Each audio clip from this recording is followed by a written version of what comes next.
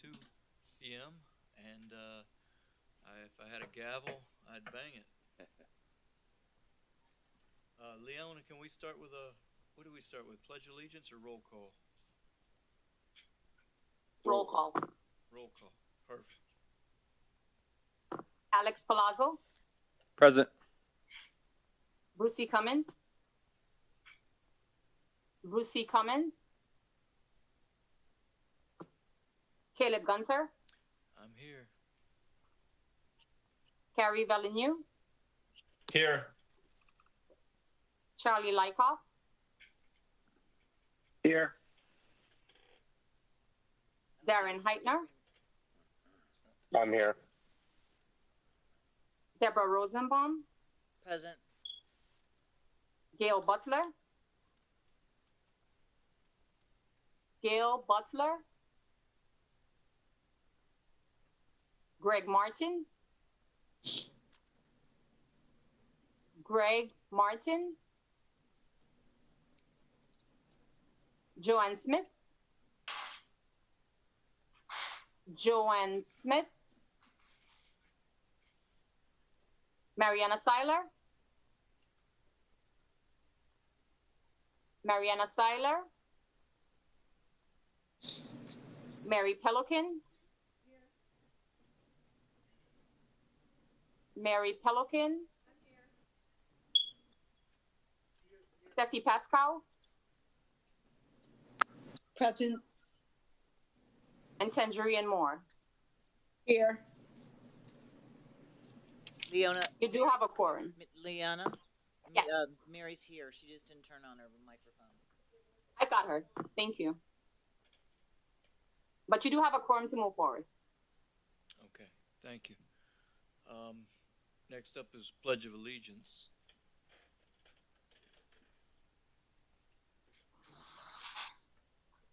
Pledge allegiance to the flag of the United States of America and to the republic for which it stands, one nation, under God, indivisible, with liberty and justice for all.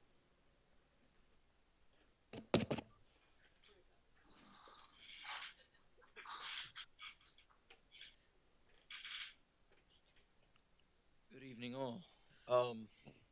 The IT moderator, if you've got a minute, I see panelists on the right side of the screen. Is there a way to get them scrolled down where we can see who all's here? And beyond that, Carl, I think you open with your department report. All right. Good evening, everyone. As you know, we are about to start the holiday season. And so I want to make you all aware of our light up series that will be taking place most of next month and a portion of December. And here are a few dates. The Get Lit light up ceremony will take place Thursday, November 11th from 6 to 8:30. Light Up the Galt will take place the following Thursday, which is the 18th, from 6 to 10. Light Up the Beach will take place Tuesday, November 23rd, from 5:30 to 8:30. Light Up Sistrunk take place Friday, December 3rd, from 5 to 9. And Light Up Carter, which will take place Saturday, December 11th, from 3 to 7. And as you know, those light up ceremonies kind of kick off our holiday season here in the city. So you'll begin to see, of course, all of the holiday decorations throughout. Also, will you be sending out invites for all of us? Well, what I can do, I could probably send out the flyer because we do have a marketing material that has all those dates on there, and I can forward that. Also, because of the holiday season, and typically every year in November, we move our meeting from the fourth Wednesday of the month, which would be in November, to December, the first Wednesday in December, which is December 5th. So make sure you mark your calendars so you have that in your plan. That is all I have for a department update. Thank you, Carl. I I just realized. Really quick, it's Mariana. I'm on now. Sorry. I have you, Mariana. Thanks. I apologize. I realized that I passed over the approval of the minutes before the first agenda item. Did everybody get a copy of the minutes in their email? Yes. Yes. And did anybody have any objections or corrections that needed to be added to the minutes? I didn't see any issues with them. I actually moved to approve the minutes. I second that motion. Who first that? Was that Deborah? Deborah? Yes. And who seconded it? Alex? Alex. Okay, thank you. I have a question for Carl. Can we get a vote on that first? Carl? Regarding You want to go through the roll call for the vote? Okay. No, you could Let's just finish. do it. Okay, I approve. Approve. Approved. Aye. It might have been easier to just say all in favor. I'm sorry. All in favor? Aye. Aye. Aye. Aye. Aye. Thank you. Opposed? None heard for opposed. We'll move forward. Deborah, you said you had a question for Carl? Carl, did you Yes. say the December meeting is the 5th? Correct. That's a Sunday. The meeting is on the 1st, not the 5th. That's I'm sorry. Thank you. Okay. This December 1st. That's what I thought. Thank you for clarifying.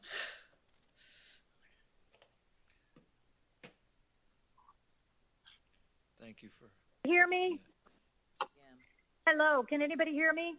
Yes, we hear you. Yes. Ah, okay. Can somebody send me a Zoom link? For some reason, the Zoom link won't work. Moderator, can you send the link again to Brucey Cummins, please? It was already resent. Thank you. You already resent it? Yes, ma'am, I did. All right, it's not working for some reason. Can we, is this a special thing? I've never had a problem getting into Zoom before, but it keeps saying, what should we do with this file? I'm like, come on, open it, but it won't. Okay, so if you go All right, to, never mind, I'm on phone. Yeah, go ahead. if you go to the Zoom application, you enter the number of the meeting that's on the invite and the passcode, and it will take you to the meeting. Okay, I don't think that's going to work. Anyway, there's such a number here. It's huge. If I put that whole thing in, I still get the same thing. But never mind, I'm on phone, so I can hear you. All right. Thank you. Leona, Thank you. You got her attendance as well? Correct. I have Brucey. Thank you. Perfect. All right. Any more questions for Carl regarding the department update?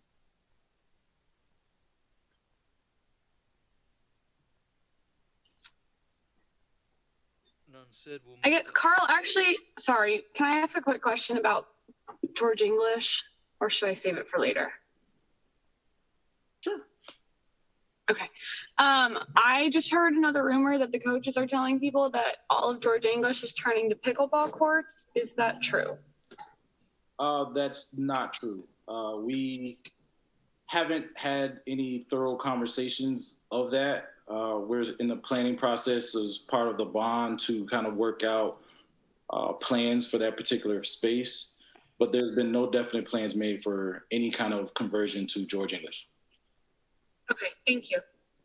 If I could, Mariana, I do know that there are some plans to paint a pickleball court lines on the old hockey roller rink pad, but no nets or anything like that, just painting court lines, so to speak, on the hockey roller rink. So that's probably where this might be coming from. And quite honestly, I see people on that roller pad or hockey or that roller pad playing pickleball quite often. So that's probably where it's coming from. I think it's more so the coaches trying to get people to make sure the city doesn't do it, like by telling them that it's going to happen, but I haven't really gotten to the bottom of it yet. We'll see.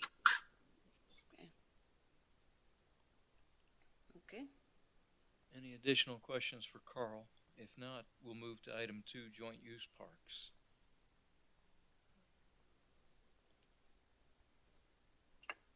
So good evening, Caleb. This is Phil. Do you want me to go ahead and start? Yes, sir, please. Thank you.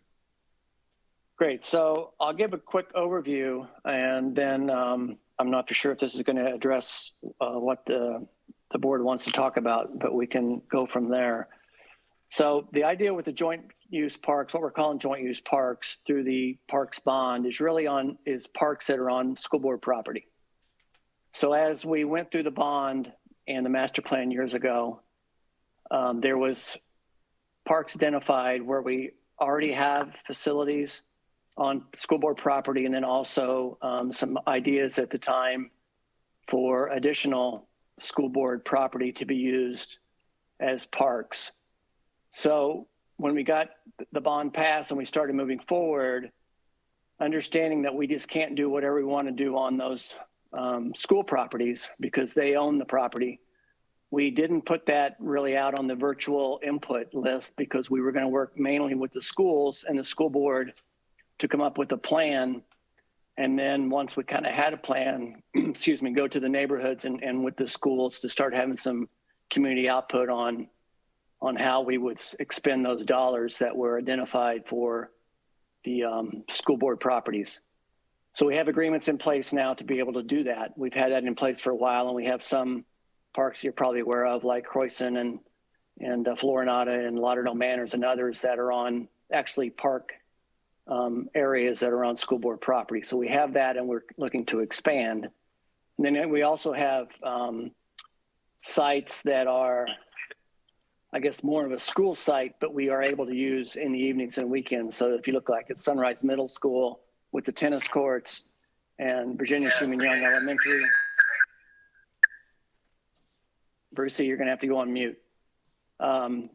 Those really are just, are again, shared use, but we don't have those during the entire day. We only are, it's only available to us, again, when school's not in session.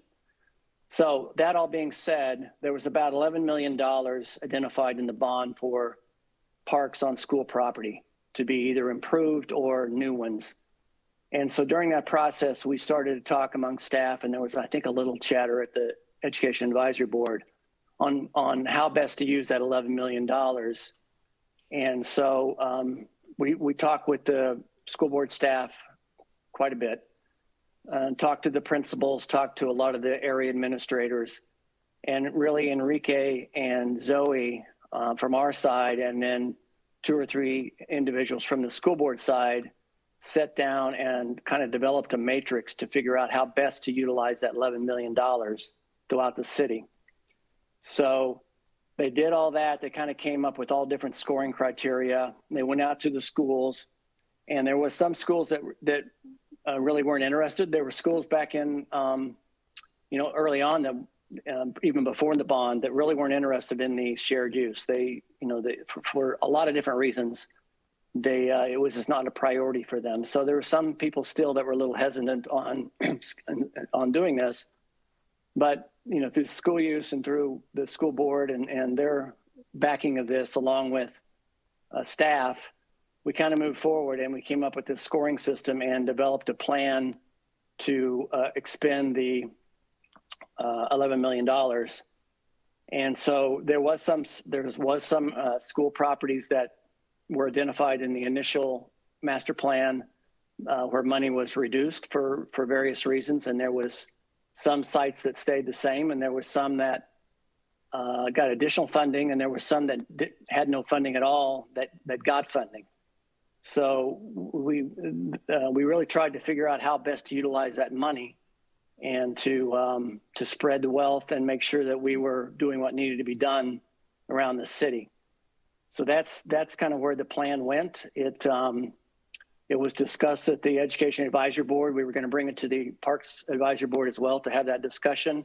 And then when it got to the Education Advisory Board, there was some concern, mainly from for the Sunrise Middle School, where there was money being reduced at Sunrise Middle to be used at other locations throughout the city. So at that point, we kind of put a halt, and we have had additional discussions. I know we met with the neighborhood a couple weeks ago. The mayor was on the line and talked through the idea. So at this point, we kind of are just trying to figure out what we're going to do, because if we're not able to move money around as we had talked about doing, then the new plan and the new parks that would be going to some of the newer, or the schools that weren't not getting anything, or were getting some upgrades, would probably go away, and then we would not be able to do those sites. So at this point, we are still kind of talking through how that's going to happen or not happen. And there's been no decisions, but of course, once we have a recommendation one way or the other, we'll flesh that out and then come back to, or come to the Parks and Rec Board for your input. And then, of course, we would look to you to then at some point make a recommendation to the commission, like we've done in the past for the other parks, for a public hearing to actually approve those recommendations for those sites. So that's kind of the differentiation between what we're considering joint use or school parks, as we call it, and then normal parks where we own the property, and we did the virtual outreach and are working with the neighborhoods on those improvements separate from the school board, because they really don't have any, that much say, since they don't own the property. So with that, I guess I can stop and answer any questions that you may have. Caleb, if I may. Okay, Phil, I know we kind of covered some of this ground at our Civic Association meeting, but some of the questions that we came up with are, okay, you gave us a number finally, which we didn't know before. Roughly $11 million was allocated for joint use parks. Just out of curiosity, out of the $220 million bond, how did we come up with that number? Was that pretty arbitrary, or just kind of based on what the voters voted for during the master plan exhibition, if you will? So it was the $200 million, and in the master plan that was done in '96, which we used for the bond, there was a listing of potential sites, and 2016. What did I say? I always say the wrong. Anyway, 2016. So there was a list of potential sites and potential dollars attributed to each one of those sites. So it wasn't like a percentage or anything. It was just site allocation. They need this much. It equaled 11 million, and that was the number that was kind of carried through for the master plan. Is that correct? That's correct. All right. How many locations are we talking about amongst distributing this $11 million amongst? How many parks are we dealing with? So there is 15. We're looking at 15 sites. Would be what it would be. I think it went from. Enrique, correct me if I'm wrong. There was maybe 9 or 10 initially. I have them here, I'm sure, somewhere. Yeah. So we have about, getting there, everyone, this is Enrique. So we have about 10 sites that are currently existing, what you would call a joint use. So we're operating programs on school property, and then we're looking to expand it to 15. Yeah, so the new sites, we have Thorogood Marshall, Rock Island, Harbordale Elementary, and Dillard Elementary. So there's 4 sites that would be new that were not listed in the master plan in 2016 for different reasons. But that's the 4 sites that would be added through the new plan. Could you repeat this? Phil, can you repeat that, please? Yeah, I'm sorry. So it's Thorogood Marshall is 400,000. Rock Island Elementary is 275,000. Harbordale Elementary is 275,000, and Dillard Elementary is 100,000. Thank you. That's a little over $1 million. That's $1,050,000. And you're trying to take how much money away from Sunrise Middle to distribute to these schools specifically? So let me go through the rest of them just so you're aware, so you have the numbers. But I can send this to you as well. But Yes, North Fork Elementary would go from 300,000 to 785,000. Stephen Foster would go from 100 to 475,000.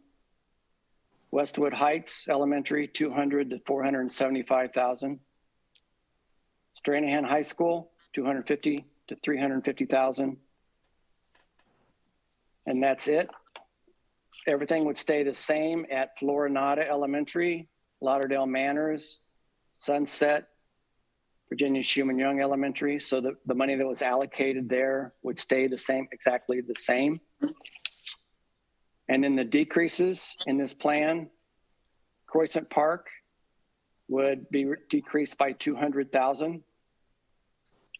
Sunrise Middle by 725,000. Walker Elementary, 300,000. And William Dandy, 675,000. So let me focus on those four and explain why those we're recommending reductions in those real quickly, just as an overview. At Croissant Park, we had money in there to build new restrooms, and through our joint use agreement with Croissant Park Elementary, we were able to add some additional fencing there, and they are now allowing us to use the outside bathrooms that they have on site for our use. So it saved us money from having to build our own restrooms there. At Sunrise Middle, there was a synthetic turf field that was planned to be installed there. Since that time, we've added the new synthetic turf fields at Holiday Park and at Mills Pond Park. So we did not believe that there was still a need for synthetic turf to handle all of the, mostly the travel soccer that was going on back in when we did the 2016 bond. At Walker Elementary, the playground there was actually slated to be replaced, but that playground has been replaced. So it's a fairly brand new playground. So there's no need to reduce or install the new playground. There is still some money left in there, 350,000 to do some other things, but the playground has some years left. And then William Dandy was removed altogether because there's some site challenges in trying to get people to the area where the play area is at William Dandy with the security and the fencing that's needed there. And we also have Oswald Park very close, and those individuals and people in the community can use Oswald instead of William Dandy. So those are the four that we recommended either eliminating or reducing in order to make the other changes that we're recommending. And again, I go back to this matrix, but there was a lot of time and effort put into it. And that's kind of how these numbers flushed out, was that everything got points and different values and things like that. And then they just started with whatever the point system was to start to allocate money. And that's kind of how this all flushed out into the numbers that I read off today. Can we have a copy of that matrix, Phil? Sure can. Now, my question is, you have a lot of kids in that neighborhood that would really benefit from using that synthetic turf. Not only just elementary kids, but we're talking teenagers, and I'm not quite sure why we would want to, ship them to another park when that park is right in their neighborhood. Well, we're not shipping them to another park. So when I talked about play, that was for the travel soccer teams that were looking for places to play. There'll still be a field there. It'd be a nice Bermuda field.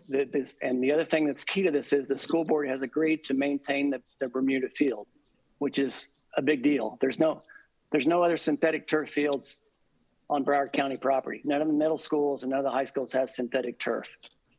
So when we talked about taking out the synthetic turf and saving some money there and installing Bermuda grass, the only way we could do that, we felt in good conscience, was that it would be maintained. So they have got a commitment from the athletic director that they'll maintain the Bermuda field at Sunrise Middle just as they do Lauderdale High.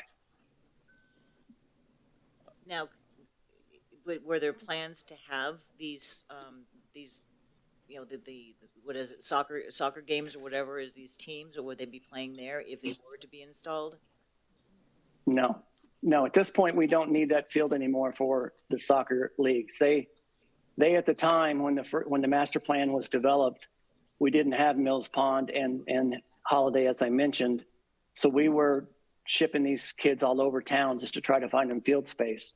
So as the consultant looked at Sunrise Middle, of course, there's a big open area there. So Right. the idea was that would be a great spot for kids to go probably practice more than games. It would only probably be one field, but it would be a place they could practice on a daily basis. But now with the new fields that we've installed since 2016, again, we didn't feel like there was a need to have that level of a field in a park. I'm going to just chime in real quick on some of the points that we made during our meeting at Poinsett Heights, since this is, that was in our neighborhood. And, we don't disagree with some of these points, but some of them we do disagree with. We met with Sunrise Middle School, and they did tell us that they are hosting games there for their schools and other schools. And I would be remiss if I didn't mention that, Sunrise Middle School is, a premier magnet school and one of the few middle schools in all of Fort Lauderdale. So the problem that we are having is not so much with your plans and the fact that some of these funding should go to other schools. The problem is that the voters and the residents of that area, voted and counted on seeing that funding going towards not only Sunrise Middle School, which we have all, as the Poinsett Heights Civic Association Board, deemed more critical, but for also the residents there, whether they have kids going there or not, voted based on the master plan, and we really feel like we're getting the rug pulled out from under us. So, we'd like to see if we could find a way to get those other schools funding, but I don't agree with taking it away from Sunrise Middle. It's not just Sunrise Middle. You've got Bennett too. Yep. Mm. Well, Got both schools. we met with all the principals of those schools, and they all would like to see not only a great athletic facility, but like a landmark entry to one of the magnet areas for education in all of Fort Lauderdale. If you look around Fort Lauderdale, so many people are either going to private school or they're moving out west to Coral Springs because of schools. And that's, we as a civic association have been working really tight with Educational Advisory Board and trying to solve that and get our middle schools and elementary schools and high schools up to an A grade level. And, when we vote for these bonds and there's money allocated for it, and then all of a sudden, the money starts moving around in different directions. Like I said, I don't think that it's that the other schools don't need it or deserve it, but the voters voted for having that funding go towards Sunrise Middle, and we don't agree with the fact that Holiday Park, which is across Sunrise Boulevard and US 1, is within walking distance for the neighborhood or for the schools. We feel like a point, that Bennett Elementary got a kiddie playground fixed up, constitutes a real park in our neighborhood. We see some of the funding, where it went, and I don't think everybody has the information I have here, but where some of this funding is going to schools that were already getting some of the funding, and other schools that we'd like to see some of the schools that didn't originally get the funding get funding, but taking it from playing the old shell game where you're taking it from one school and giving it to another. That's something that the voters are not going to be happy with. So I just want to make that point. We covered a lot of ground in our civic association meeting. We appreciate you, Phil, for explaining it. But there's also some questions on, like for instance, Lauderdale Manors. There's $1.8 $8 million for Lauderdale Manors, and it's my understanding that school is closed. Out of 11 million, that's a big percentage of it, and I just don't even understand how that's considered. Is that going to be a joint use park, or is that going to be a land acquisition park, or like? So that's school board property. So we have a park on Lauderdale Manors. We have a community center there. We have a swimming pool there. We have a spray pad there. All that is on school board property. Okay. So that's just to improve what we already have there to continue to service the neighborhood and the kids in the neighborhood and the adults in the neighborhood as we do now. So it's I would like to say, I'm sorry? It's a park with no school, if I'm not mistaken then. It's a park next to a school, a school that's no longer utilized for that purpose. But so it's a park on school board property. So if we didn't use school board property, we would not have a park in that area. So you're correct. It is a park, but it's on school board property. But I will say, Alex, that we've talked about this throughout the program, that there's probably going to be some recommended changes in how we allocate the 200 million because it was over 5 years ago now. So there may or may not be changes. And I know your neighborhood has asked for a track to resurface the track and put a nice rubberized surfacing on the track there at Sunrise Middle, which is not part of the bond. Mm-hmm. You've also asked for additional landscaping and a nice entranceway into the park, which is not part of the bond. So my only thing is, if the synthetic turf stays in and we spend all that 1.7 on what we said we were going to do initially with the synthetic turf, then the track and the additional landscape and the other things the neighborhood is asking for, the demolition of the racquetball courts, all that can't happen because that money, that was not listed in the bond either. So, we can't, I just want to make sure we can't say we can't change the bond at all. And we have to do what we say we're going to do. Because I don't think we have told anybody that there may not be changes, but we can't also add things that aren't on the list and say we can't take things off that are on the list. So we just got to, treat everybody fairly in how we go through this. But I understand what you're saying, Mm-hmm. but I'm just saying that 1.7 did not include some of the things that now the neighborhood is asking us to do.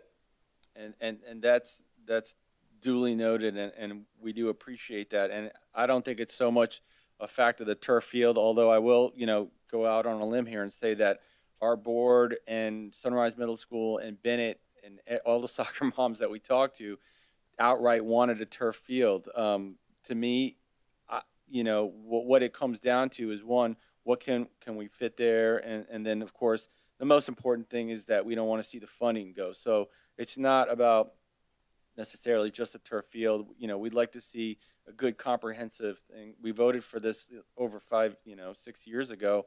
And, we keep dragging our feet, and as times and is changing and inflation, we'd like to get moving on it and get some decisions made. The turf field is, I think we got to go back to the drawing board like we talked about at our meeting to see what we can get accomplished. But, it doesn't seem like Sunrise is I think a special school that deserves a little extra focus because of the magnet program that they have going through there. And I believe that if there's a way that we can maybe address it to the board to see if we can scrape together some funding so that all the schools get the funding they need. But I just don't want to see Sunrise not get the funding that we voted for. So on that note, especially in light of the fact that they've been looking forward to this upgrade. That whole neighborhood, whether they're, like I said, elementary or high school students, they've all been looking forward to this new upgrade. And I think that taking it away from them is just a travesty.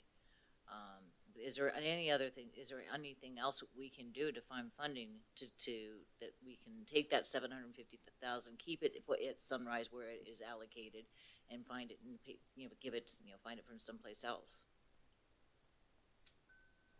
At this point, we don't have an extra 700,000, and I would assume that whoever we try to move it from is going to have the same concerns, which I understand that the Poinciana Heights has. So at this point, we don't have additional funds for the bond.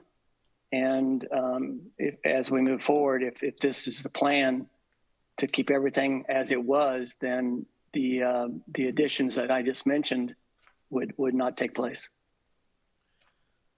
Phil, has AECOM given any weight on this yet, or even done any preliminary evaluations of what's going on with that? I know a couple things here.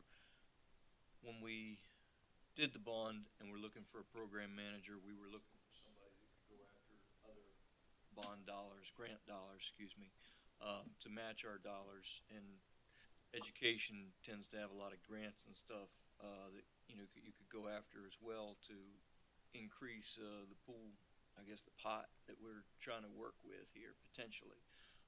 Two, originally the discussion clearly was to go with a synthetic turf field. To put Bermuda in, have we evaluated the infrastructure below that, such as irrigation and other aspects, to make sure that going to a pristine, or what I would say a high quality Bermuda field, you said the school board has promised to maintain it. Not sure what maintenance level they're looking at, but Bermuda requires a lot of irrigation. It requires a lot of other things. I'm not sure how well this area is and how old the irrigation system potentially would be there, and if there's really any of those savings versus if we start into this project at a scaled down budget and then run into a lot of other issues that we need to improve upon. Will we be back to Swimming Hall of Fame setup where they're coming back for another 7 and another 3 and another however many million to get the locker rooms and the this and the that. I just fear that if we don't have a comprehensive plan and actually look into the details of this from the start, any changes like this with a pencil early on will run into unintended consequences that we'll be facing later as well. No, and I'm with you, Caleb, and I think that was our initial thought as well. Was when we maintain it, if we were going to install and maintain, as you know, you're probably not saving a lot by not doing synthetic turf. Synthetic turf has a lot of initial capital but then it's good for 8 or 10 years before you have to replace it. But once the school board said that they would be willing to maintain it, then it saved us quite a bit of dollars and we can put in a Bermuda field much cheaper than we can a synthetic turf field. And once the school board said that they were willing to maintain it, then that second half went away for us. So that's why we felt that those money would become available. Well, if you look at the field now, I mean, I don't put too much credence in what the school board is going to promise there, Phil. I mean, is there any way to get a guarantee on that? Because I hate to go through all this work, after all the voting and all the the bond, and finally get everything passed, and then we have a Bermuda field that winds up deteriorating. You can go past that property now and see what bad shape it is. I just don't have that kind of faith in Broward County schools that they're gonna maintain it properly. Yeah, I mean, like I say, I guess it's only as good as what they say. They said they would maintain it at the same level as they do the Fort Lauderdale High School fields. So I guess you can compare it to what they have there and the maintenance of those fields. But again, I guess it's only as good as their word. Yep. But I can't speak to that. I just don't see a reason to take the money away from the school. From that park. I just don't. Okay, well, I'd say that we're still fleshing it out, and we're trying to see what we can do. But if to be honest with the board, I'm just saying that, right or wrong, that if we're not able to shift money around and start and trying to do things that at the staff level with the work that they did with the principals in the school district on their properties, that if we're not able to do that, then there are going to be some schools left behind. But that's the reality of it. I mean, Caleb brought up a very legitimate point and so did Alex. I mean, we can't bank on what Broward County is going to, what Broward County will do to maintain that property. We know ourselves, if we put in a synthetic field, the kids are going to be able to benefit. The whole entire neighborhood's going to be able to benefit, and that's the whole purpose of what we're doing. If 2 years from down the line, and you, Alex, you're saying it looks like shit now. Pardon my French, but I just don't want to rely on that. You and me both. On the matter at hand, we have one of our board members here that would like to, if that's right with you, Caleb. Does he have a microphone there? Right. Yeah, see if you could turn it on down there. Hang on for a second. On button. James Labrie is the board member for Poinsett Heights Civic Association. He's really got a lot of good insight on what's going on, finger on the pulse of the community, and he'd like to say a couple words. Hello? We can hear you. Okay, great. So, Phil, thanks so much for everything that you talked about tonight. I really appreciate it. When you joined us at our Civic Association meeting a couple weeks ago, we didn't hear enough from you that night, I thought. So I'm glad that you're able to speak tonight and explain some of this. But honestly, I'm still a little bit confused. And I didn't get a clear answer when we had the Civic Association meeting, so I'm coming back to you tonight. My understanding of the joint use funding is that there's a school and there's a playground associated with that school. And by putting money into fixing that playground, the community that surrounds that school is able to jointly use that playground space. Is that a correct statement? Well, so the joint use is really dependent on what's on the property. It could be a playground, it could be a athletic field, it could be whatever. But the idea is that our joint use is we can use their facilities for our use, and then they can use our facilities for their use. So they do that in some cases. Like if you look at Warfield Park, for example, and Carter Park, where they have a school next to our park, we own that property, but they do their gym classes, their PE classes on our property. So it's a reciprocal use agreement where they can use ours, we can use theirs. But to answer your question, yes, that's the idea, is that it's a shared use between the school board and the city to better utilize the properties for all the taxpayers. Okay, so then you listed the 4 schools that for some reason were not contemplated and got missed on the initial funding, and that totaled a little bit over $1 million. And then there were 4 schools where you've added additional things to, and that was $850,000. So we ended up needing another $1.9 million. Is that correct?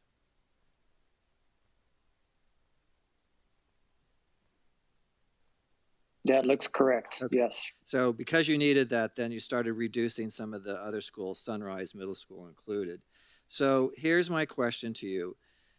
Lauderdale Manors, there's no school there any longer.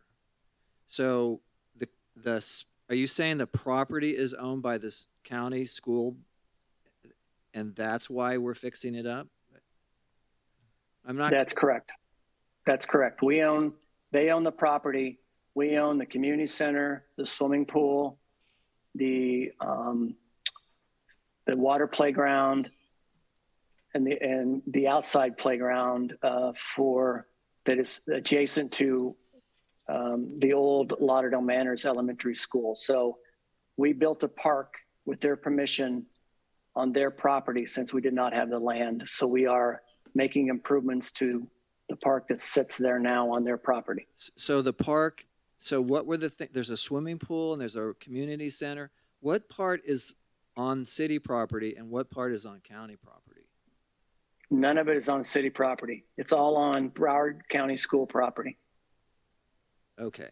All right. That clarifies that because that was not clear when we had our association meeting. The second area I want to look at is Croissant Park. And Croissant Park Elementary is right there next to the big Croissant Park, correct? That's correct. So the funding for Croissant Park was $2.42 million. And you've just said that we're taking away, originally it was 2.6. 200 was taken away because there's gonna be some allowance changing the fence and people can use the bathrooms now from Croissant Park. Is that correct? Did I understand? That's correct. Okay.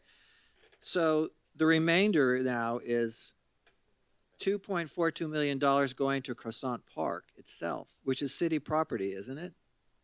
No, that is school board property. Same as Lauderdale Manors. All of Croissant Park is owned by the county? Is that what you're saying? That's correct. Holy moly. Okay. That was not clear before, so I appreciate that you've explained that to me. Okay. Yeah, and if I can clarify, so it's all that for both those properties, they're owned by the county, but they're fully accessible to the city and the residents, even when school's in session. So you can, the Learn to Swim program is available while school's in session. The playground at Lauderdale Manors, the multi-purpose field at Croissant Park, and the spray pad. Those are all available to city residents, regardless where. In some of these other agreements, it would only be available when school is out of session. And if they have after school programs, that could start at 6 p.m. or later. So I guess my question becomes then, if Broward County Schools owns these two large properties, why aren't they maintaining them better? Why are city funds, our bond issue, Fort Lauderdale bond issue, going to support total county property? There's nothing there for the city, is there? Yes, there's a lot for the city. It's a park that we're providing to the community that we didn't have to buy. We didn't have to buy the land. So it's just like Florinata Park, Lauderdale Manors Park, Croissant Park. We have a park that's open to the community, as Enrique said, during normal park hours, that's on school board property. So we didn't have to purchase the dirt. So we got a deal. They were generous enough at the time to give us the property so we could build on it. So we saved money by not having to buy property. We built it on their property and they gave us access to it. But it sounds like we're having to pay to maintain it then. Correct. That's correct, because we're using it. We the city are using it with our residents. They maintain their school property inside their perimeter fencing at Croissant and at Lauderdale Manors, the other places, but outside their perimeter school fencing, where we have our facilities like again, you look at Croissant, we have a pool, we have the splash pad, we have the community center, we have the athletic fields. All that is on school board property. We built it years ago through another bond, by the way, and we maintain it. But again, it saves us a lot of money by not having to purchase that property in the first place. They gave it to us to use. Okay. All right. Well, this has been very helpful, Phil, and I appreciate understanding it better now, and thank you for explaining that. I guess I would just conclude by saying that, and Alex has already said this, that the voters in my neighborhood, including myself, we voted for Sunrise Middle School to get $1.7 million. I don't know what happened, that some schools didn't get included in the original planning, or why it's been decided that 4 schools need more money. But I think it's really unfair to take away from schools that were part of the original bond and take that money away and use it for someone else. Thank you. Thank you for your input.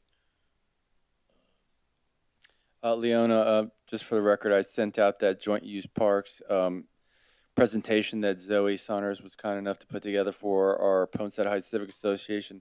It really has a good breakdown on how the funding was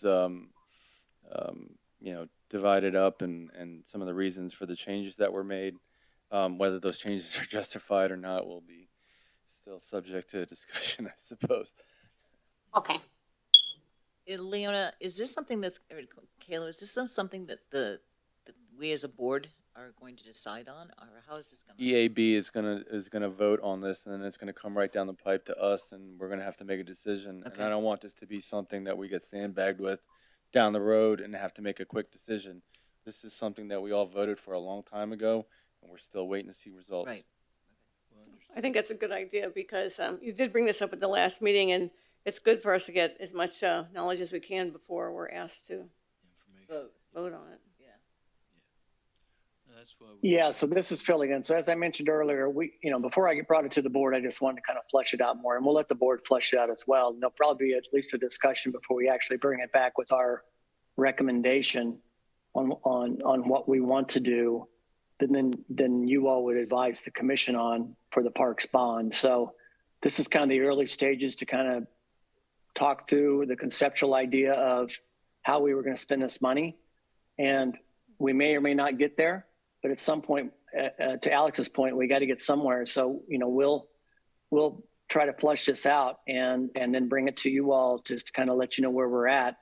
And then at some point, we're going to have to make a decision as staff to bring back to the Parks Board with our recommendation that you all can, discuss and vote up or down. And then it would go on to the commission as a public hearing. Right. Charlie, I see you have your hand up on Zoom. Yes. Can you hear me? Mm-hmm. Yes. I just want to make sure I understand the situation out here at Sunrise. The big to-do is about not having a synthetic field versus having a Bermuda field. Is that correct? That's negative. It's really the funding issue. I mean, what we could do with that funding, which was originally planned, was a synthetic field. And yes, that was something that everybody in the neighborhood wants. Now, as to Phil's point, can we maybe keep the funding and figure something else out that's going to work for everybody? That's still on the table for discussion, where we want to meet with Sunrise to see, specifically what their wants and needs are. And then, we back them up as a community. So I don't want to go out and just, as a blanket statement and say that it's all about the turf field. This was just about. Yeah, I'd like Phil to answer the question if I could, because all I've heard is talking about the synthetic field versus the Bermuda grass field. Was there other money set aside for other things that's being removed from Sunrise Middle School, or was it basically the cost of the AstroTurf field versus the Bermuda grass field? So it's the cost of the synthetic turf field is what we recommended the reduction to be. But to Alex's point, what they are requesting or what they'd like to see is maybe, and again, we have to flesh this out with the neighborhood and the school, maybe some synthetic or maybe none at all, but additional amenities added. And so they would keep the 1.7 that was initially allocated to that school. So there's probably they have some new ideas on what they'd like to do with that 1.7. And again, our first blush at it was that we didn't feel the need for the synthetic turf. So we backed that out. And then that allowed us to fund some of the other areas that scored very high on the matrix. Okay, I just want to make sure I fully understand, because the discussion seemed to be all about the synthetic versus the Bermuda grass. I just want to make sure I understood what the whole picture was here. Thank you. Mm-hmm.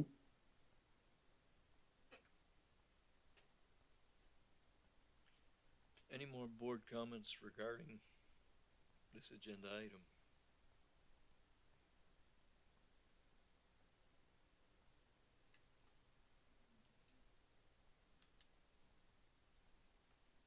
Being none, I think the next item was removed, correct? The Riverland playground.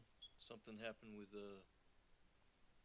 Correct. That's correct. That item has been removed. Okay. Is it removed or deferred? Removed.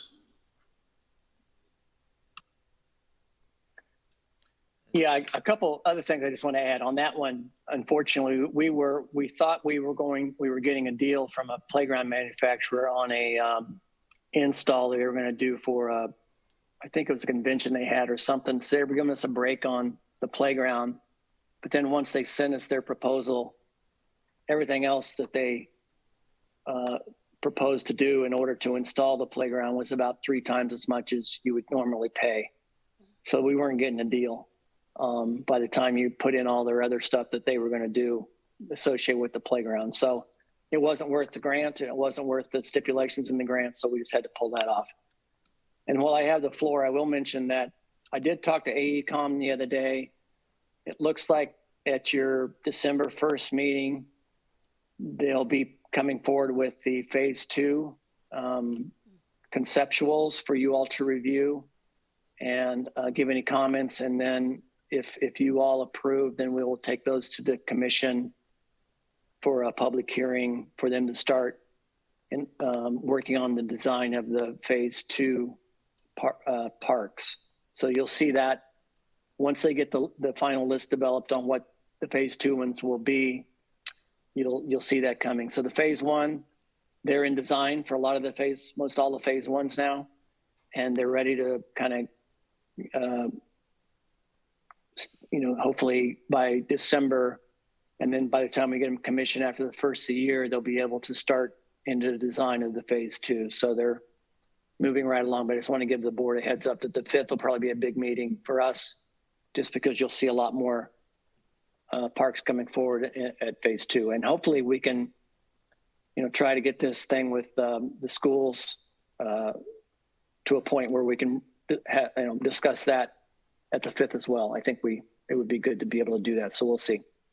First, Phil, December 1st, not 5th, December 1st. I know, I'm sorry. Carl keeps messing me up. Carl's going to be there on the 5th. We'll come on the 1st. Carl's going to be on Let me ask this, could we get, you said AECOM's going to be presenting the conceptuals. Could we get those sent to us a few days in advance just so we have a chance?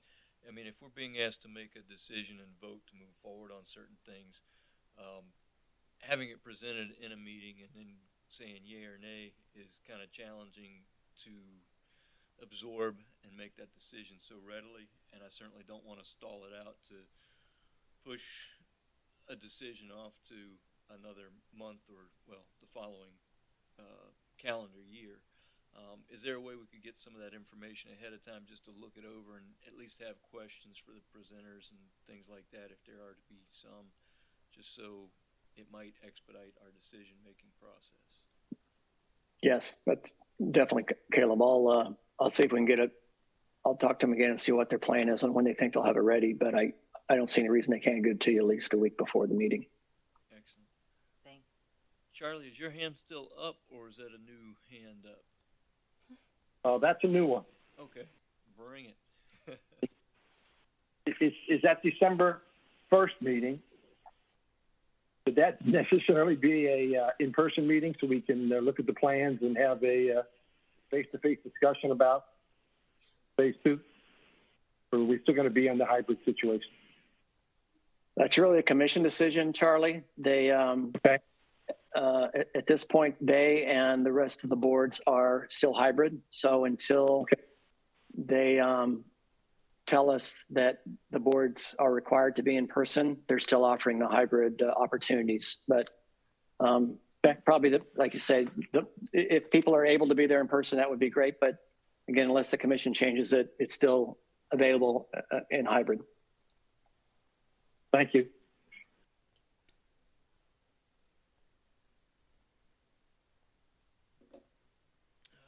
Anything else for Phil on joint use parks? If not, board comments, I think, is our next agenda item. I have and Carl, maybe you can help me with this. I've had a couple residents of Coral Ridge come to me, and that little tiny Coral Ridge Park, that little triangle park, I think at Bayview and 24th Street. Evidently, it's like about every other week from what I'm told. I don't drive down Bayview right now because of all the construction. People go in there, drive into that park with Jeeps, and they've torn up the turf. They go in there and do donuts. I don't want to say it's kids because you never know, but is there some way we could secure that park so that people can't drive into there? I know there's chains on, sides, and I think they are able to drive around them. Is there some way we can put gates or something so that these vehicles can't get in there and do this damage? So I'll take a look at it. I know Enrique's on the line. I don't know if he has any thoughts on it, but if there's something that we can do to, make the area, a little bit more presentable to keep people from doing, those things, we can certainly look into that. Yeah, from what I understand, they keep breaking or taking down our chain. Correct. Yeah. So yeah, we can look at making that sturdier because it is driving our guys crazy as well. So If you can let me know what you guys figure out, that way I can answer to the two others. I appreciate it. Yep, not a problem. Once we review the area, I'll make sure I get back to you all. Okay. And then one other thing, at George English Park, that abandoned boat, it's just sinking a little bit more every day. It's it's on the, I'm so bad about this, the north side of the lagoon or pond or whatever you want to call it, close to the entrance. And it's just, it used to be tied up, and now that line is broken and it's just slowly kind of sinking. It was once a nice boat, but I don't know how you get that out of there, but it's getting. Yeah, we've been working with Marine Patrol on that. I'll need to follow up with them on kind of what the latest on that, but I know that they've been involved with it and trying to get it extracted from the pool area or lake area. Okay, it's just going to be harder and harder to get it out as it sinks. So, all right, thank you. Any other board comments? I don't see any hands. Kaylin, for the record, I'm looking at somebody there in person, and it looks like Joanne Smith. I just want to verify if it is her. Oh, yeah, she's there. It's her. Okay, all right, thank you. Did you have your hand up, or you can yell at me from right there? Oh, okay. Can we ask Caleb to please speak up? It's very hard to hear him. My apologies, Brucey. Any other board comments? Oh, I hate to be the only one speaking, but I don't know. I know we wanted to have a presentation about the one-stop shop, which didn't happen because, to my understanding, there was no response from those individuals that would give us a presentation, which is a little bit insulting if you ask me, that they don't even want to answer yes, no, or jump off a cliff. I don't know what we want to do about any kind of communication about that particular park, or do we want to or not want to? There was a meeting Monday night that I was not able to attend because of another meeting. But I'm just, I guess I'm just throwing it out there because that was a big topic our last meeting, and we were looking for a presentation so that we could make a recommendation to the commission, and that did not happen. I've been involved with a lot of those talks, so I might be able to fill you in a little bit, but one of the things we need to know is it is not a park. It is commercial land. And the city is very concerned, according to the mayor, that we're going to have a homeless problem if we don't do a private partnership, a private-public partnership. Good to know. I mean, I'm very aware of that. And there's, I just, kind of have a personal problem with that. There's two things I never want to hear about a park in Fort Lauderdale. Number one, we can't have a park because of homeless. And number two, we don't have any money. I don't like to hear those things. So. Yeah, the land is not park land. I mean, that's a big problem. I hear you. I want a park more than anybody, but it's just, it's not been deemed park land. See, Phil would be able to let us know more about that, or Carl. No, you're exactly right. It's been discussed. It's been in some plans that it would become a park at some point, but that never materialized, and it's still being under discussion. But at this point, is not considered a park and not zone park.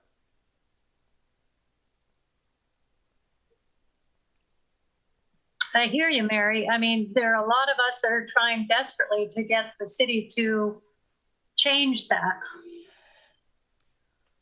I see Patricia has her hand up. Oh, yes. Go ahead. You're Yes, muted. may I be recognized, Mr. Chair? We can hear you. Can you hear me? Yes, ma'am. Oh, now we can't. You're muted, Patricia. You're muted. Can you hear me now? Yes. Yes, we hear you now. Good evening. Yes, this is Patricia Stainville Joseph from Legal. Last time we had this discussion, and the board members are correct. This park, and as Phil indicated, is currently designated commercial. It's the zoning designation is RAC CC. As you may have heard in prior commission meetings, the commission members did direct both the city attorney and the city manager to discuss negotiate an agreement with the proponents. So that is still being done, and until the city manager and the city attorney are ready to present to the commission, I would advise that we need to wait for that to happen first. Okay, good advice. On that note, like Caleb and I attended. I think we were the only ones who attended Monday's meeting. Actually, I was. Oh, yeah. Sorry, you were there, Deborah. That was my mistake. And I don't know. I didn't feel like. So really, the meeting was just the Flagler Village Civic Association asking us our opinion on what they should do to get it turned into a park, rather than us getting that much more information about it. I felt. I don't know if Caleb or Deborah, you had a different opinion. I'm sorry. Go ahead. Please. I felt that the way it was presented, or the way it came to us, is it was going to be a presentation, and I was not happy by any stretch of the imagination. I felt like what we did see, or what was going on that evening, had nothing to do with a presentation or anything to illuminate us as to what why we should be in favor or what should be done with that property. That's not right. That's not what I expected. No, I felt a little misled almost, and kind of wished I could have logged off pretty quickly, but then I was like, we were the only people there, so I felt weird. There's only 7 people there. Yeah. It was not so much of a presentation as much of a conversation, somewhat event. But it was challenging because there wasn't a lot of information given that would give much meat or credence to make a decision or determination or any real update, I suppose. No. Which was frustrating.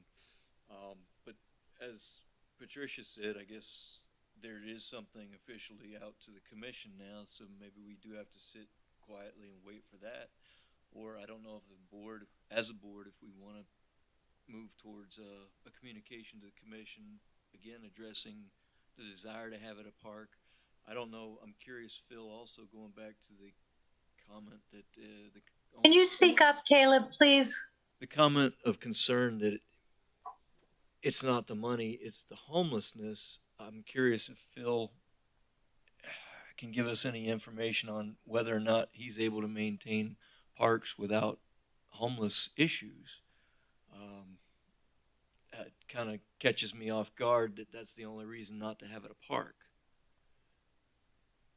I mean, we've got parks all over the city. I mean, that it's an issue across the city if we've got homeless issues. How do we manage them at our other parks? Exactly. If I could, I think, my opinion is, I think we did provide the link to all of us board members of that city conference meeting that went on for many, many hours. I think if you watch the first hour or two, you'll get a feel for what the developer wants to do with that property. So at least you'll have an idea of what that is. And then I think Patricia's really correct that we need to see what the city manager and city attorney comes back with. Because right now, you know, we've already voiced our opinion once without any effect. And so I think we just need to let it go for now. I mean, I don't know what else to do with this piece of property. I think it's been kind of beaten to death by everybody. And we just need to see what they come back with. And if people on the board have not seen that conference meeting that went on for almost 6 hours, I highly encourage that you do go back to that link and watch it. It's extremely, it has a lot of information that will illuminate you and bring you up to date as to what would be happening with that piece of property. But you don't have to watch all 6 hours. What was the proposal? Was it a 50-year lease? What was the proposal? Do you remember? Were they trying to purchase the property? No, it's a 50-year. A 50-year lease, yeah. 50-year lease. Basically, they're calling the building a cultural center, which is going to be a music venue and an art. I don't know, an artist venue, and then another building on the south end that would be mostly restaurants, I guess. I just think that it's important that the board members watch that video. Yeah, it was a long night, long afternoon. If I may, Mr. Chair, Please, I'm sorry. yes, again, I just want you all to realize that the matter is still under review, and whatever has been proposed has to be negotiated, and there may be a comprehensive agreement, there may not. So everything is still very fluid, and the commission will have to determine whether they're going to designate the site as parkland, and then thereafter whether they're going to consider the proposal that's before them by this group. So I don't want you to waste energy on something that's not yet concrete, because there's still, the city manager and the city attorney are still investigating this matter. Right. I agree. Thank you. You're welcome. There was another item I asked last meeting, and it was the zoning of the Tunnel Top Park. Sorry, I'm losing my mind. Subsequently, I was given information that the property where Tunnel Top Park is to be developed or created once the tunnel is done is not currently zoned park space either. And I don't know if that's something as a board that we need to encourage the city commission to either change that zoning to a park space, or what the best protocol is to make sure that as we're moving forward with utilizing park bond dollars on city property that isn't a park space, I just want to make sure that we're covering our bases to do the best due diligence in that regard. So Caleb, this is Phil. Let me address that. So we're aware of the board's raising the issue about some of the parks not being zoned parks. So we are working with our Sustainable Development Department to develop a list of those areas that need to be rezoned, and we'll start doing that. But in this case with Tunnel Top Park, Caleb, that's on FDOT property. So I don't know that one would be zoned park. And so that one, if you look at Huizinga Plaza, it's owned by the DDA. I don't know that they would, that would be up to them on how they want to zone their property. But the properties that we own, the parks that we own, then we're definitely getting a list put together. And those that need to be rezoned, we'll be bringing those forward to planning and zoning, and then to the commission to have those rezoned. Okay, thank you. You're welcome. Brucey, I thought I saw your hand up, but I don't see it up anymore. You did, but Phil just answered the question. Perfect. Thank you. All right. Any more discussion, board comments? And any desire for potentially communication to commission? this time. Without hearing anything, I'll move to my last agenda. And then, Whoops, may I ask a question? please. I wondered if there has been any further discussion about getting cigarette butt holders on the beach. Holders, I'm saying it wrong, but I was part of the beach cleanup last weekend and a couple of weekends before that, and I'm just totally disgusted with how many cigarette butts are in the sand, as you well know. I just, if we don't do anything, it's going to continue to go on. Brucey, do you really think that people will actually use whatever receptacle? Well, sometimes, I mean, if you put a receptacle out there and say, if you don't use it, I don't know. I'm with Phil in terms of hating a lot of signs, but honest to God, what are we going to do? It was terrible. You'd have to litter the beach. This is just my opinion. I think you'd have to litter the beach with cigarette receptacles if you really wanted to keep the beaches. Yeah, I hear you. This is Phil. I will say to that point, though, there is legislation, again, that's moving through up in Tallahassee to allow cities to restrict in parks and beaches. So, it's been brought forward before, hasn't had much luck, but I understand this year, hopefully maybe it has a little bit more legs. So I think that's the biggest thing. If you know people or you know people that may have some contacts in Tallahassee,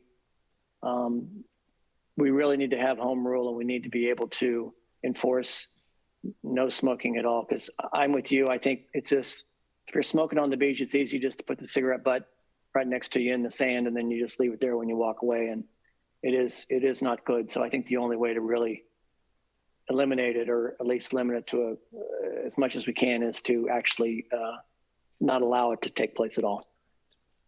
Just a quick suggestion. I don't know if, it's a lot. The littering is always a problem. Cigarette butts are definitely an issue. I would recommend, putting up some signs saying, littering fines will be enforced, and then, have FLPD issue a couple tickets, and the word will spread soon. And I think that might be an easy way to get people to stop littering. Sounds easy. Gary, you have your hand up. Yes, thank you. Yeah, and Alex, I guess you must have missed the meeting about that. We had FLPD here. They basically said they're absolutely not going to do that unless the commission forces them to. And so Brucey and I tried to rally the crew to get some sort of commission to the city saying we wanted, there to actually be a cop allocated to that, and the fines from the tickets could pay for the cop's salary. And everyone, it was Brucey and I against the world. Nobody else voted for it. Everyone else was just FOP didn't want to do it. It's not happening. And that was the end of that. And I think that is the end of that. Like Phil said, I think that actually being able to make it illegal is probably our only real option. Phil, I just want to make a comment, and we don't even need to have a discussion, nothing like that. I just wanted to make a comment, as you're working with AECOM and everything's still in the design phase. I don't know if anyone else considers it a problem or not. I'd love it to see if with our parks and everything that we're doing, if we could have some sort of comprehensive plan or strategy about kind of dealing with iguanas going forward. Obviously they're very hard to trap. Obviously, it seems like from what I know from watching YouTube videos, probably the really only effective way is to hire the iguana hunters come out with their pellet guns and shoot them. Obviously that has major issues in a public park. But so, and with, climate change and the weather getting warmer and having probably less to no hard freezes, I think the problem is going to just grow exponentially.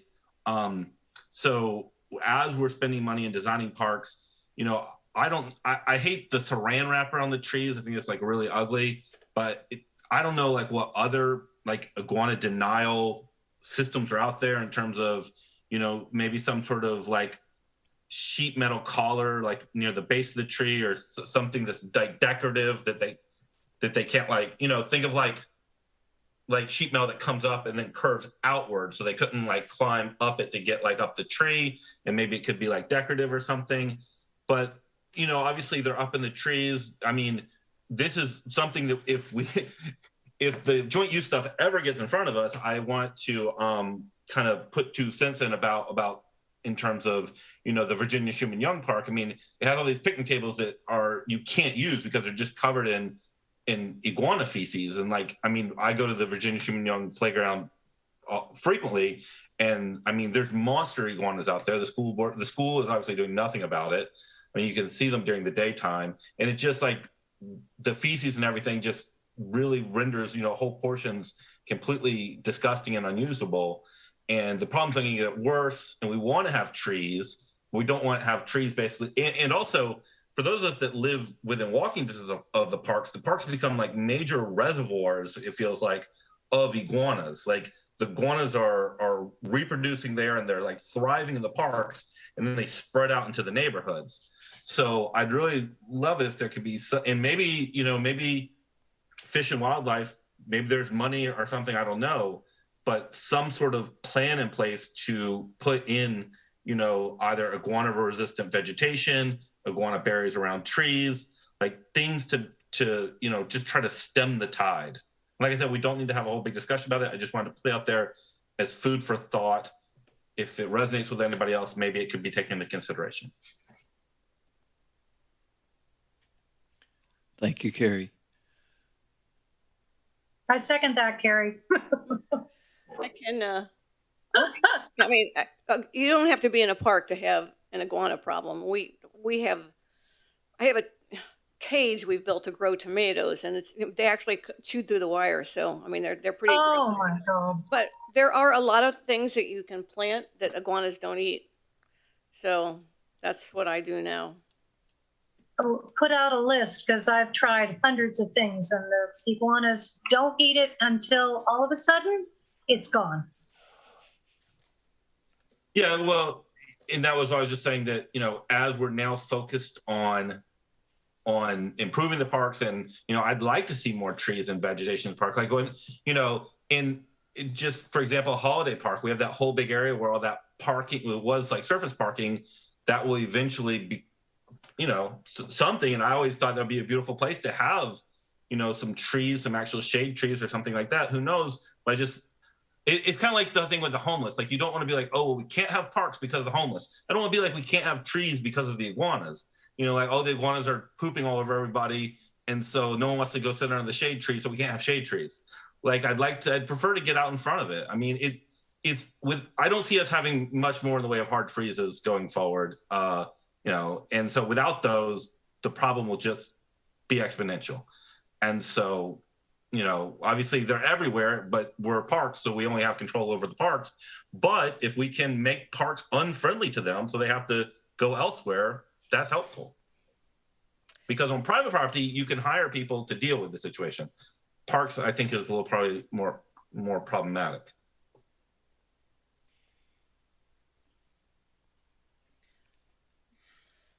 Phil, you guys need to develop an iguana mitigation plan here.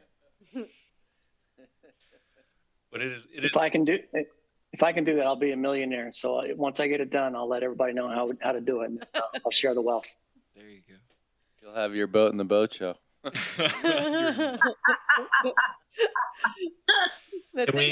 Can we train the Danian monkeys to hunt iguanas and just turn them loose? Just roving iguana hunting monkeys. Down in Roatan, it's supposed to be a specialty, and I keep saying, well, where are the Central Americans that want to eat these things?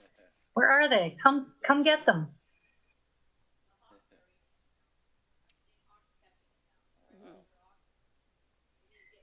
Florida Fish and Wildlife Commission does run like a South Florida iguana control unit. That's like a volunteer organization. I don't know if that would help. Oh, dear God. You know, we got vigilantes running around with pellet guns. I don't think so. Joanne, I don't think you guys could hear her, just mention that she's seen hawks go after iguanas. So I think what I'm going to start voting for are bigger birds. And we need some condors around here. Well, one reason I brought it up is because it's something like, so, you know, for example, the cigarettes on the beach, that's one example. You know, climate change I feel like there's these big things out there that we keep throwing up our hands and say, well, we just can't do anything about it. I mean, but that's not a solution. Like, I feel like we can't solve it, but there's certainly things we can do about it. I mean, I am sure there are things that you can put around the bases of trees to keep iguanas from getting into trees. And if they can't get into the tree, that's like where they go to sleep. So they will, in the words of, what was that? I don't know, Stephen Miller, they'll self-deport. These iguanas will self-deport from the parks. Now, maybe that's, you know, overly simplistic, but I mean, yeah, we can't solve it, but we can certainly make the parks a less friendly place for iguanas. We can certainly make it so the trees are less accessible to them. And, you know, I don't think that we should say if we can't 100% solve it, then we shouldn't do anything. You know, and why wait until it's unsolvable? Like, I think the whole city should be addressing it. I mean, you know, but obviously I'm not on any sort of board that addresses citywide issues, which is why I'm bringing it up. But, you know, I think it's worth, you know, I mean, AECOM, like, giving them a lot of money. They're supposed to be, you know, these innovative guys. I'm sure they can come up with some sort of, like, look out there and say, okay, what sort of iguana tree denial systems are in place to prevent them from getting into the trees, and how expensive are those, and how many trees do we have, and what would it cost? And you know, I think these things are worth looking at. Unfortunately, it's not only trees that they live in, Carrie. They live in the seawalls. They dig under things. I mean, it's just, they're all over the place. But I'm with you, Carrie. Let's get together. Let's make a fortune getting rid of these iguanas. Preaching to the choir. No, it's a great point, Carrie, and I appreciate it. It is an issue. I don't know a resolution, but or a solution, but good to keep a thought on and plan with, work towards a solution. But a bounty might help.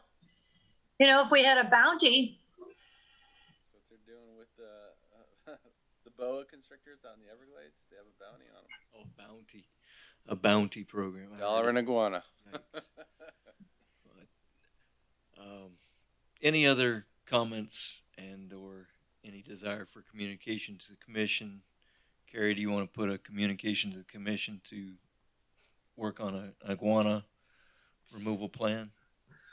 No. I'm in between texting the commissioners about green rooftops. I'll just throw in there and do something about the iguanas. Just add it to my list of, like, stuff I routinely text them about that they ignore me about. Green rooftops. And stop the iguanas. You should have them. You should have them. They should be mandatory. Start texting with me. Eventually, someone will be like, okay, fine, we'll do it. If you'll stop texting, we'll do it. And it'll happen. I agree. It should be mandatory. Every building being built in Flagler Village and downtown should have either an active green rooftop. And why we don't require that is just beyond me. As I stare out my building at hideous rooftop parking, I just say to myself, what are we doing? You really think that that developer would not have put an extra story on that garage and done a green rooftop if you had told them that was what was required for the building permit? Of course they would have. But we don't do it. I can't begin to understand it. And iguanas. And iguanas. Actually, maybe Patricia could answer some of those questions for us, because I think a lot of it's legalities. Can you articulate the question? I'm sorry, I don't know which question you want me to address. Of why the city does not enforce certain things, like insisting on garden rooftops, green rooftops. I mean, I think that has to do with legal stuff, doesn't it? Well, we don't have a regulation in place that would require it. Right, I would have to check the code first. I don't believe we require that of every development project. And or any. Right, well, you certainly are welcome to speak to the commission and recommend certain changes. And two, it would have to be on if the code does not require it, then the development project would have to be reviewed by building and zoning and of course legal, but I don't see how we would require it if it's not part of the code. So I can look it up and get back to you at your next meeting. No, I mean, my point was that it's not part of any requirement. Brucey, my point was that it's something that I felt like we should have been requiring for years. I agree. But it would require an actual act of the commission to put that requirement into place. I guess that's why I was kind of asking Patricia, because with the governor or pro development, he's kind of tied the city's hands in a lot of respects. Guys, we're way off of topic of related discussion. I don't want to speculate as to what the commission would and would not be willing to do. I'm sure that there are issues we would have to investigate before it actually gets before the commission for legal sufficiency. But again, I'm not in a position to say yes or no without having reviewed it myself. Guys, we're way off of topic, and I'd like to get back on topic towards anything relevant to parks and our parks board's relevance in the city. And if there's no real further discussion regarding the parks issues, then I'm going to move towards adjournment. I second that motion. Thank you all. All right. Good night. Good night, everybody. Good night. Thank you. Be blessed. Have a blessed week, and we'll see you next month. Good night. No, December.